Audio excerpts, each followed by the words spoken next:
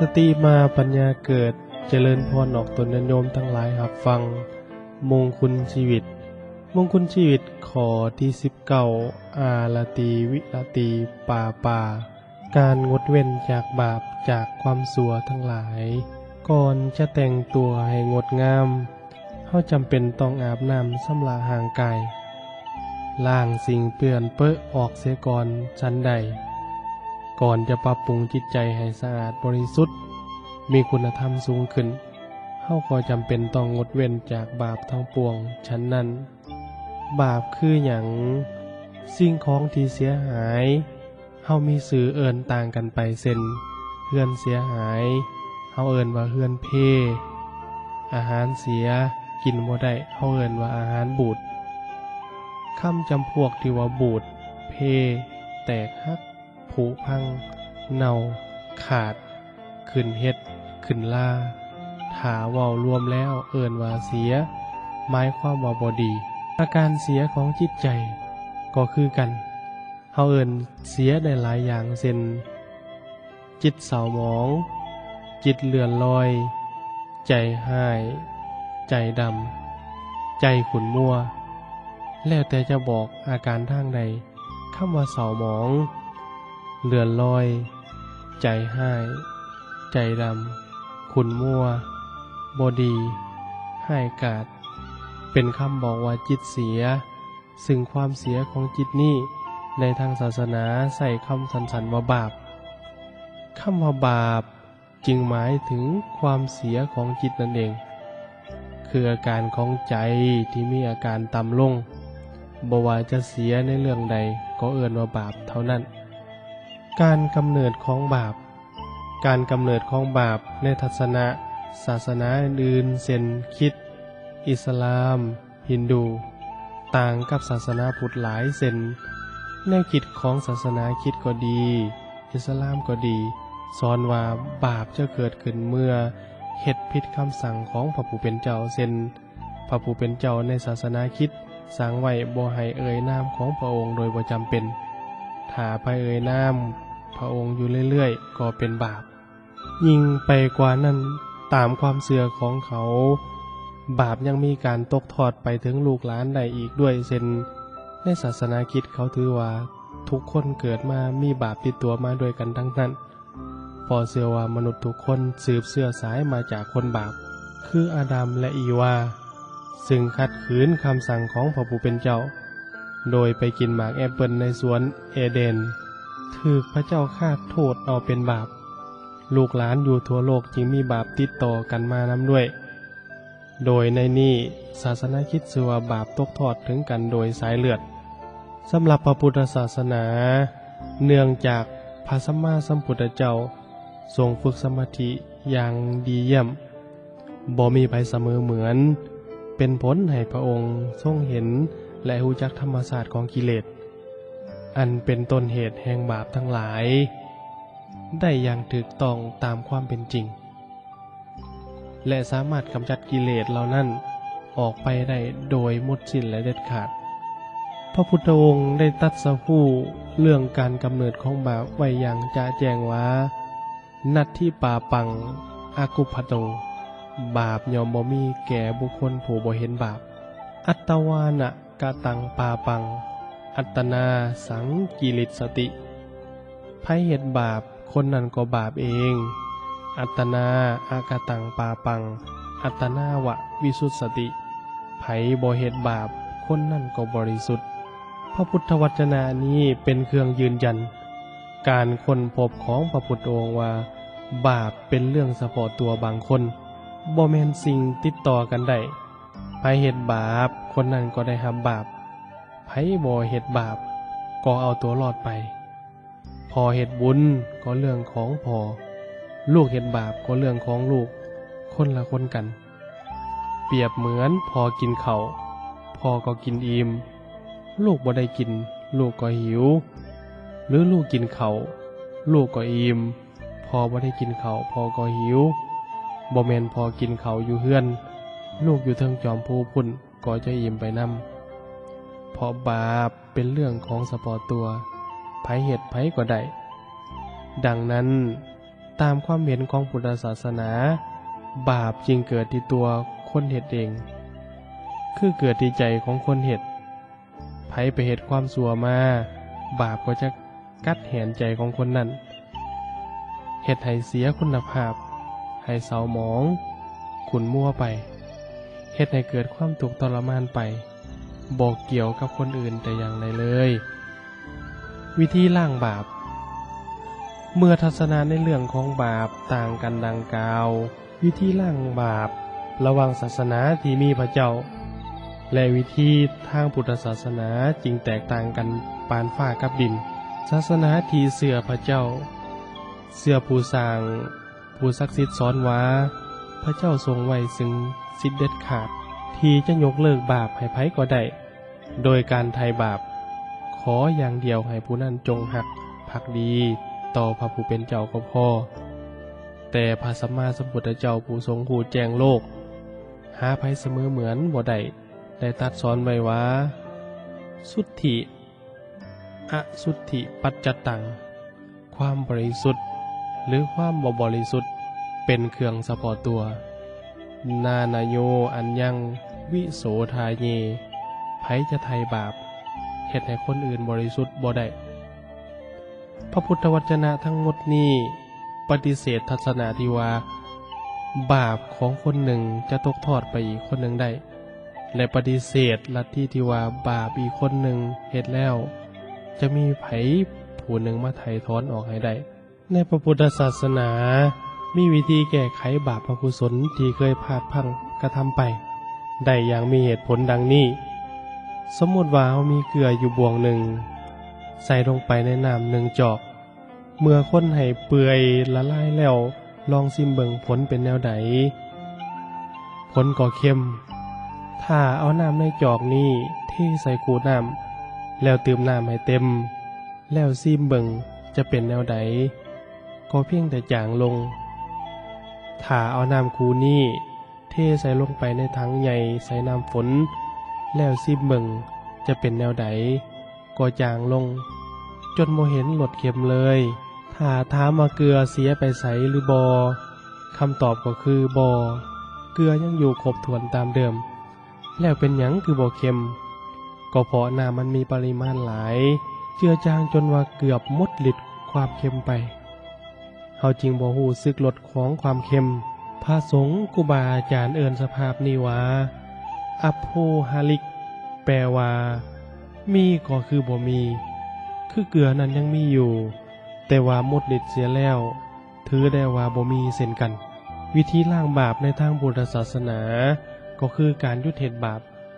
แล้วตั้งใจเฮ็ดความดีสั่งสมบุญให้หลายเข้าไว้ให้บุญกุศลนั้นมาเฮ็ดให้ผลบาปทุเลาเบาบางลงไปการเฮ็ดบุญอุปมาคือการเติมน้ำเฮ็ดบาปอุปมาคือการเติมเกลือเมื่อเฮาเฮ็ดบาปนั่นก็ติดตัวเฮาไปบ่มีไผไถ่ถอนออกได้แต่เฮาจะต้องหมั่นสร้างบุญกุศลให้หลายๆเพื่อจะมาเจือจางบาปให้หมดฤทธิ์ลงไปให้ได้การงดเว้นจากบาปหมายความว่าแนวใดงดหมายถึงสิ่งที่เฮ็ดมาแล้วหยุดซะเศร้าซะเว้น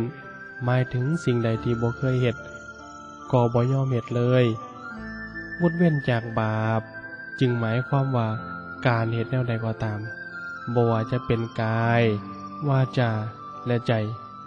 ที่เป็นความชั่วความร้ายกาจเฮ็ดให้ใจเศร้าหมองถ้าเฮาเคยเฮ็ดอยู่ก็ให้หยุดเศร้าเฮ็ดซะที่ยังบ่เคยเฮ็ด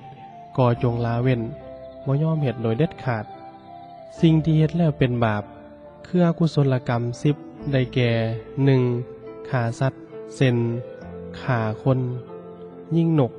ตึกป่ารวมถึงการทรมานสัตว์ 2. ลักทรัพย์เช่นลักขโมยปล้นส่อโกงหลอกลวงคอร์รัปชัน 3. ประพฤติผิดในกามเช่นเป็นสู้พรากผู้เยาว์ข่มขืนอนาจาร 4. เว้าบ่จริงเช่นเว้าตัวเว้าเสริมความสร้างหลักฐานที่บ่จริง 5. เว้าส่อเสียดเช่นเว้ายูแยเฮ็ดให้เขาแตกกัน ใส่หายปลายสี 6. บอกคำหยาบเช่นด่าเหยาะเย้ยปล่อยสาบแซงเว้ากระทบกระทั่ง 7. เว้าเพ้อเจ้อฟุ้งเฟ้อเลื่อนลอยเช่นเว้าโลเลเว้าโอ้อวดเว้าขี้โม้ 8. คิดโลภมากเช่นอยากได้ในทางทุจริตเพ่งเล็งทรัพย์สินของคนอื่น 9. คิดพยาบาทเช่นคิดอาฆาตคิดแก้แค้นคิดปองหาย 10. คิดเห็นผิดเช่นเห็นว่าบุญบ่มีบาปบ่มีเห็นว่าบิดามารดาบ่มีพระคุณเห็นว่าตายแล้วก็แล้วไปเห็นว่ากฎแห่งกรรมบ่มีวิธีงดเว้นจากบาปให้สำเร็จคนเฮาประกอบขึ้นด้วยกายและใจโดยใจจะเป็นผู้ควบคุมกายให้เฮ็ดหรือบ่ให้เฮ็ดสิ่งต่างๆตามที่ใจต้องการพระสัมมาสัมพุทธเจ้าตรัสว่าทุกอย่างมีใจเป็นใหญ่สำเร็จได้ด้วยใจถ้าไผมีใจสัวเสียแล้วการเว้าการกระทำของพวกเขาก็ยอมสัวตามไปด้วยเพราะการเว้าสัวเฮ็ดสัวนั่นความทุกข์ก็ยอมตามมาสนองเขาคือกับกงเกวียนที่หมุนเวียนติดตามเหยียบยำตามหอยงัวที่ลากแกมันไปแต่ถ้ามีใจบริสุทธิ์การเว้าการเฮ็ดก็ยอมบริสุทธิ์ตามไปด้วยย้อนการเว้าการเฮ็ดที่บริสุทธิ์ดีงามนั้นความสุขก็ยอมตามสนองเขาเหมือนดังกับเงาที่บ่พากจากห่างกายฉันนั้นดังนั้นผู้ที่ปรารถนาความสุขความเจริญความก้าวหน้าทั้งหลายจึงต้องฝึกใจของตนเองให้งดเว้นบาปซึ่งเฮ็ดได้โดยต้องฝึกให้ใจมีหิริโอตตัปปะเสียก่อนหิริโอตตัปปะคือหยังหิริคือความละอายต่อบาปเป็นความรู้สึกรังเกียจบ่อยากเฮ็ดบาปเห็นบาปเป็นของเปื้อนเปื้อเป็นของบ่ดีจะเฮ็ดให้ใจของเฮาเศร้าหมองจริงบ่ยอมเฮ็ดบาปโอตตัปปะคือความย้านต่อบาปเป็นความรู้สึกย้านว่าเมื่อเฮ็ดบาปไปแล้วบาปจะส่งผลแห่งความทุกข์ทรมานให้แก่เฮาจริงบ่ยอมเฮ็ดบาปสมมุติว่าเฮาเห็นเหล็กแท่งหนึ่งเปื้อนอุจจาระอยู่เฮามีความรู้สึกรังเกียจบ่อยากจับต้องพอเกรงว่าอุจจาระจะมาเปื้อนมือเฮาความรู้สึกนี้เปรียบได้คือดังหิริคือความละอายต่อบาป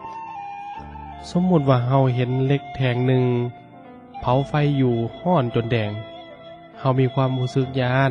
บ่กล้าจับต้องเพราะย้านว่าความร้อนจะเผาไหม้มือของเฮาความรู้สึกนี้เปรียบได้กับโอตตัปปะคือความย้านต่อผลของบาปสัตบุรุษผู้สงบระงับประกอบด้วยหิริโอตตัปปะตั้งมั่นอยู่ในพระธรรมชนทั้งหลายเอิ้นว่าผู้มีธรรมของเทวดาในโลกเหตุที่ให้เกิดหิริ 1. คิดถึงความเป็นคนหรือศาสตร์ตระกูลเฮานี่มีบุญอดสาได้เกิดเป็นคนแล้วเป็นหยังจึงต้องมาฆ่าสัตว์เป็นหยังจึงต้องมาลักของเขากินการเห็นแบบนี้มันแม่นเรื่องของสัตว์เดรัจฉานเป็นหยังจึงต้องมาญาติผัวญาติเมียเขาทั้งที่เฮาบ่แม่นสัตว์ญาติกันผสมพันธุ์เฮานี่มันศาสตร์คนเป็นมนุษย์สูงกว่าสัตว์ทั้งหลายอยู่แล้วพอคิดถึงศาสตร์ตระกูลหิริก็เกิดขึ้น 2. นึกถึงอายุโอ้เฮาก็เฒ่าปานนี้แล้วจะมานั่งเกี่ยวสาวน้อยรุ่นลูกรุ่นหลานอยู่ได้แนวใดโอ้เฮาก็เฒ่าแก่ปานนี้แล้วจะมาลักยักยอกเอาของเด็กน้อยรุ่นลูกรุ่นหลานได้แนวใดพอคิดถึงวัยหิริก็เกิดขึ้น 3. คิดถึงความดีที่เคยเฮ็ดมาเฮาก็เคยมีความองอาจกล้าหาญสร้างคุณงามความดีมากกว่าหลายแล้วเป็นหยังจะต้องมาเฮ็ดความชั่วยามนี้ล่ะบ่เอาแล้วบ่ยอมเฮ็ดความชั่วดอกพอคิดถึงความดีเก่าก่อนหิริก็เกิดขึ้น 4. คิดถึงความเป็นพหูสูตรเบิ่งแม้เฮาก็มีความรู้ขนาดนี้แล้วรู้ว่าแม่นหยังดีแม่นหยังชั่ว ฮู้ว่าอันใดควรเฮ็ดอันใดบ่ควรเฮ็ดฮู้สารพัดอย่างอยู่แล้ว ยังมาเฮ็ดความชั่วได้แนวใดพอคิดถึงความเป็นพหูสูตรฮิริก็เกิดขึ้นคิดถึงพระศาสดาเฮาเองก็ลูกของพระพุทธเจ้าพระพุทธองค์สู่ทนเมื่อยยากตรัสรู้ธรรมะแล้วนำมาสั่งสอนอบรมพวกเฮาต่อๆกันเฮาจะปาละคำสอนของพระองค์ไปเฮ็ดชั่วได้แนวใดพอคิดถึงพระศาสดาแล้วฮิริก็เกิดขึ้นคิดถึงครูบาอาจารย์สถานศึกษาเฮานี่ก็มีศิษย์มีครูคือกันครูบาอาจารย์สู่ทนอบรมสั่งสอนเฮามาชื่อเสียงสถาบันของเฮาก็โด่งดังเป็นที่ยกย่องสรรเสริญแล้วเฮาจะมาเฮ็ดความชั่วได้แนวใดพอคิดถึงครูบาอาจารย์สำนักเฮียนฮิริก็เกิดขึ้นเหตุที่เฮ็ดให้เกิดโอตตัปปะ1ย่านคนอื่นตินี่ถ้าเฮาเกิดไปลักเครื่องของเขาคนอื่นฮู้เอาไปเว้ากันทั่วทิพย์ชื่อเสียงของเฮาอดสาสางมาอย่างดีคงจะเพพังอย่างใหญ่หมดความในคราวนี้เองเมื่อย่านกลัวว่าคนอื่นเขาจะมาตีเอาโอตตัปปะก็เกิดขึ้นจึงบ่ยอมเฮ็ดบาป2ย่านการลงโทษอย่าดีกว่าคือเอาไปฆ่าเขาบาปกรรมตามทันตำรวจจับได้มีหวังว่าติดคุกตลอดชีวิตอย่างแน่นอนเมื่อย่านว่าบาปจะส่งผลให้ถึงลงโทษโอตตัปปะก็เกิดขึ้นจึงบ่ยอมเฮ็ดบาป3ย่านการเกิดในทุกขติบ่เอาแล้วคืนไปลักของเขาจักหน่อยต้องไปเกิดเป็นสัตว์นรกสัตว์เดรัจฉานเป็นเปรตเป็นอสุรกายบ่เฮ็ดดีกว่าเมื่อย่านว่าจะไปเกิดในทุกขติโอตตัปปะก็เกิดขึ้นจึงบ่ยอมเฮ็ดบาปขอเตือนใจ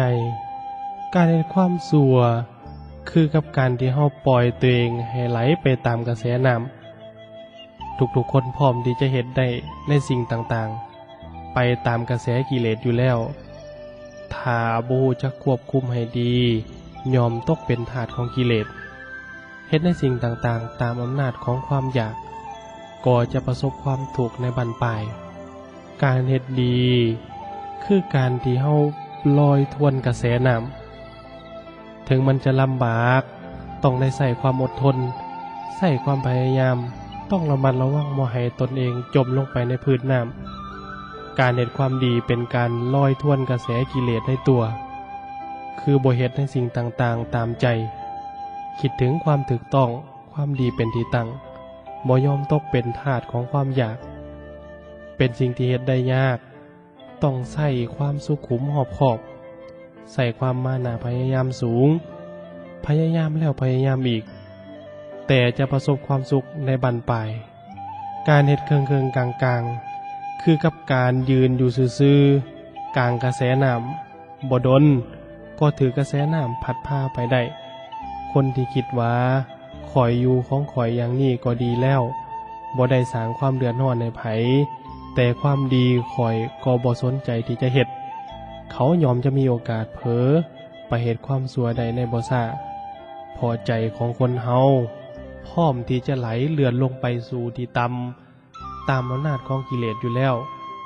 ผู้ที่คิดอย่างนี้จริงถือเป็นคนประมาทอย่างยิ่งดังนั้นชาวพุทธทั้งหลายนอกจากจะต้องพยายามงดเว้นจากบาปเพื่อป้องกันใจของเฮาบ่ให้ไหลเลื่อนไปทางต่ำแล้วจะต้องมันยกใจของเฮาให้สูงขึ้นอยู่เสมอด้วยการขวนขวายสร้างสมบุญกุศลอยู่เป็นเนืองนิดคือให้ทานรักษาศีลเจริญภาวนาเป็นต้นอานิสงส์การงดเว้นจากบาป 1. เฮ็ดให้เป็นคนบ่มีเวรบ่มีภัย 2. เฮ็ดให้เกิดมหากุศลตามมา 3. เฮ็ดให้โรคภัยไข้เจ็บบ่เบียดเบียน 4. เฮ็ดให้เป็นผู้บ่ประมาท 5. เฮ็ดให้เกิดศรัทธาในพระพุทธศาสนาหลายยิ่งขึ้น 6. เฮ็ดให้จิตใจผ่องใสเบิกบานเอิบอิ่มบัณฑิตผู้รู้เห็นภัยในนรกทั้งหลายแล้วพึงงดเว้นบาปทั้งหลายเสียพึงสนทนาอริยธรรมแล้วงดเว้น เมื่อความบากบั่นมีอยู่ส้นบ่พึงเบียดเบียนสัตว์และหู้อยู่บ่พึงเว้าโมสาบ่พึงหยิบสวยของที่พวกเขาบ่ให้เพิ่งเป็นผู้ยินดีด้วยเมียของตนเพิ่งงดเว้นเมียของคนอื่นและบ่เพิ่งดื่มสุราเมลัยอันยังจิตใจให้เศร้าหมอง